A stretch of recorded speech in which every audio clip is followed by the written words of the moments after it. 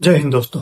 आज पूरे वर्ल्ड का मीडिया बोल रहा है कि इंडिया न्यूट्रल है, इंडिया फेंस पे बैठा हुआ है, इंडिया किसी की साइड नहीं लेता है। लेकिन सच ये है, इंडिया गेम ही अलग खेल रहा है और इस गेम का आर्किटेक्ट है श्री नरेंद्र मोदी जी। आज जो मैं आपको बताने जा रहा हूँ वो CNN, BBC, अल जजीरा या न्यूयॉर्क टाइम्स नहीं कभी नहीं बताएगा, क्योंकि अगर दुनिया को ये समझ आ गया तो एक बात क्लियर हो जाएगी कि 21st सेंचुरी का power centre quietly India shift हो रहा है। और ये कोई भाषण से नहीं, ये छोटे शांत और क्लियर डिसीजन से हो रहा है। और दुनिया की सोच और मोदी जी की सोच के बारे में बात पहले दुनिया का मॉडल समझिए। कोल्ड वार के बाद या तो अमेरिका के साथ थे कुछ लोग या फिर अमेरिका के खिलाफ, नो थर्ड ऑप्शन। लेकिन मोदी जी ने बोला हम किसी के कैंप में नहीं है, ना किसी के अगेंस्ट है, हम अपने इंटरेस्ट के साथ है। और यहीं से शुरू होता है मोदी जी का मास्टर स्ट्रोक। और अगर एग्जाम्पल के तौर पे देखें तो रशिया से ऑयल भी लिया, अमेरिका से डिफेंस डील भी की, इजराइल से टेक्नोलॉजी भी ली और अरब से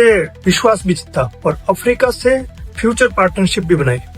और वर्ल्ड मीडिया बिल्कुल कंफ्यूज हो गया कि भाई इंडिया चाहता क्या है आखिर में। और यही मोदी जी जीत गए। और मास्टर स्ट्रोक की अगर बात करें, मोदी जी का सबसे डेंजरस वेपन क्या है? कोई स्पीचेस नहीं, कोई थ्रेट्स नहीं देना है और कोई मीडिया डिबेट्स नहीं करनी, बिल्कुल साइलेंस। जब यूक्रेन वार चालू हुआ तो गाजा क्राइसिस एक्सप्लोड हुआ और ईरान इजराइल टेंशन भी बढ़ी। इंडिया ने क्या कहा? साइड नहीं ली, लीवरेज लिया। इंडिया ने हर जगह एक ही लाइन बोली, डायलॉग और डिप्लोमेसी। वर्ल्ड मीडिया को लगा इंडिया बिल्कुल वीक हो चुका है।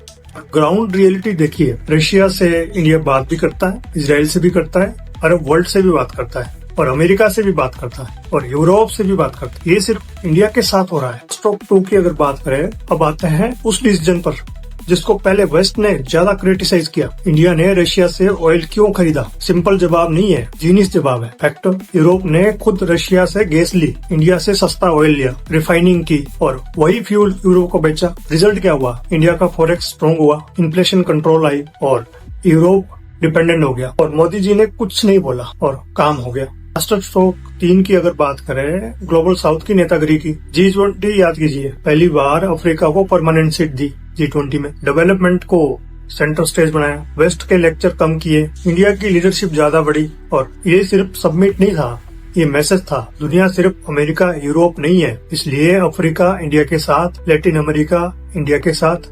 और वर्ल्ड मीडिया ने इसको सिर्फ इवेंट बोला, असल में ये पावर ट्रांसफर का सिग्नल था। और अब आते हैं सबसे डेंजरस मास्टर स्ट्रोक की। और ये वो मास्टर स्ट्रोक है जिसको समझने में वर्ल्ड मीडिया को 10 साल लग जाएंगे। और ये मास्टर स्ट्रोक है चाइना को चिल्ला के नहीं, घुमा के मात देना। और सबसे पहला सवाल जो लोग पूछते हैं, मोदी चाइना के खिलाफ ओपनली क्यों नहीं बोलते? जवाब सिंपल है, क्योंकि चाइना अटेंशन पे जीता है और मोदी उसकी सप्लाई काट देता है। और चाइना चाहता है public confrontation, media noise, diplomatic तमाशा। और मोदी जी ने क्या किया? बॉर्डर पे आर्मी स्ट्रॉन्ग की और इंफ्रास्ट्रक्चर को डबल किया, रोड्स, ब्रिजेस, एयर स्ट्रिप्स बनाए और LAC पर डिप्लॉयमेंट परमानेंट की और मीडिया में शांति बनाए रखी। इसलिए क्या हुआ? चाइना कंफ्यूज हो गया, नैरेटिव कंट्रोल मीडिया के पास आ गया, एस्केलेशन का ब्लेम चाइना पे चला गया। और गलवान के बाद इंडिया ने वार नहीं की, लेकिन ट्रस्ट परमानेंटली तोड़ दिया। और यही है असली मास्टर स्ट्रोक। मास्टर स्ट्रोक 5 की अगर बात करें, क्वाड नाटो जैसा दिखता है पर नाटो जैसा है नहीं। वर्ल्ड मीडिया बोलती है quad anti China military alliance है, पर गलत है। क्वाड का रियल काम क्या है? सप्लाई चेन कंट्रोल करना, टेक्नोलॉजी शेयरिंग करना, इंडो पैसिफिक में पैसिफिक रूल्स बनाना और सी लैंड सिक्योरिटी बढ़ाना।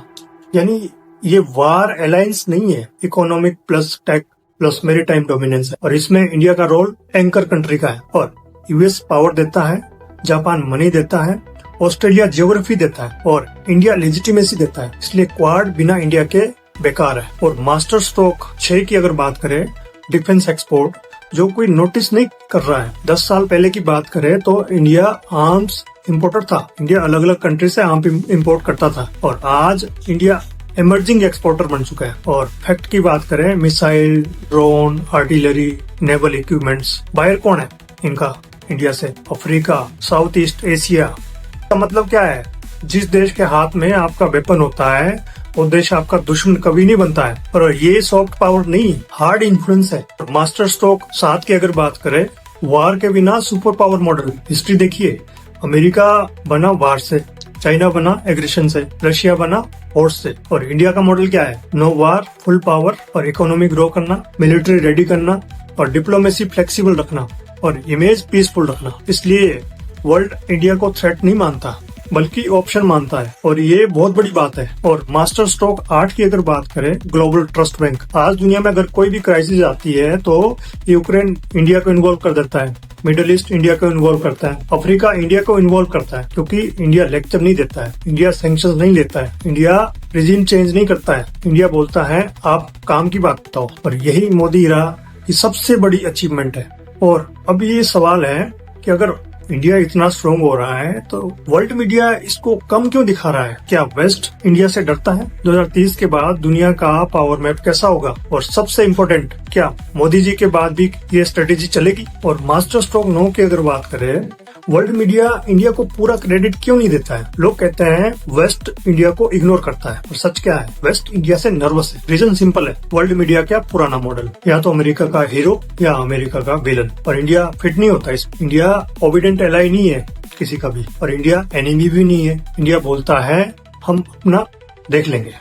और ये बात वर्ल्ड के पावर सेंटर को डिस्टर्ब करती है। इसलिए बोला जाता है इंडिया की सक्सेस को लक बोला जाता है, और लीडरशिप को पर्सनैलिटी कल्ट बोला जाता है, ग्रोथ को टेम्परेरी बोला जाता है। और यही नैरेटिव कंट्रोल का गेम है। और मास्टर स्ट्रोक 10 की अगर बात करें कि एंटी इंडिया नैरेटिव को इग्नोर करना, मोदी गवर्नमेंट ने एक बहुत बड़ा डिसीजन लिया। हर एलिगेशन का जवाब नहीं देंगे, क्योंकि जवाब देने से नैरेटिव स्ट्रॉन्ग होता है और इग्नोर करने से नैरेटिव थक जाता है। रिजल्ट देखिए, इन्वेस्टमेंट आ रही है, सप्लाई चेन शिफ्ट हो रहा है, और सीईओ इंडिया आ रहे हैं, और वर्ल्ड की गवर्नमेंट्स इंडिया से डील करने आ रही है। यानी आर्टिकल से फर्क नहीं पड़ता है, एक्शन से फर्क पड़ता है, और यही मैच्योरिटी होती है। और अब आते हैं मास्टर स्ट्रोक 10-11 पे। इंडिया का बैकअप प्लान क्या है वर्ल्ड के लिए? आज दुनिया का माइंडसेट क्या है? चाइना रिस्की है और रशिया अनप्रेडिक्टेबल है और यूरोप स्लो है और अमेरिका एक्सपेंसिव है। तो ऑप्शन कौन? इंडिया। इसलिए सुनते हो चाइना +1 और डी रिस्किंग और फ्रेंड शोरिंग, ये सब